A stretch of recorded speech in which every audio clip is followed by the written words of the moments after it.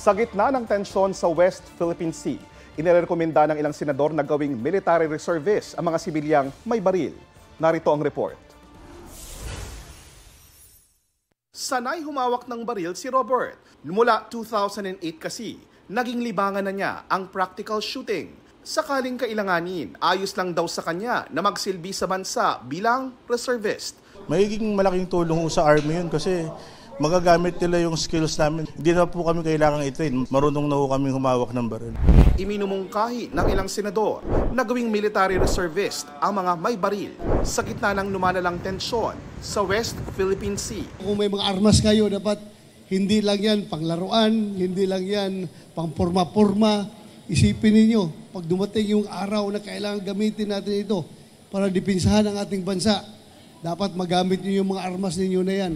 Wala pang reaksyon kaugnay rito ang Armed Forces of the Philippines. Hindi pa malinaw kung isasalang muna ang gun owners sa Reserve Officers Training o otomatiko ng gagawing Reserve Force. Kailangan ding talakayin kung paano may iwasang maabuso ang paggamit ng baril, lalo kapag napunta sa maling kamay. Buhay ang posibleng kapalit. Nitong Enero, isang estudyante ang nagpasok ng baril ng kanyang ama sa paaralan at nabarilang sarili na namatay kinalaunan.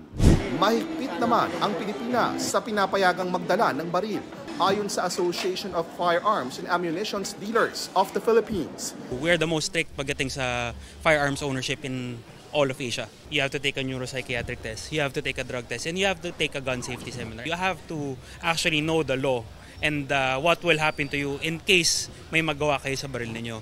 At the same time, you have to do practical actual shooting.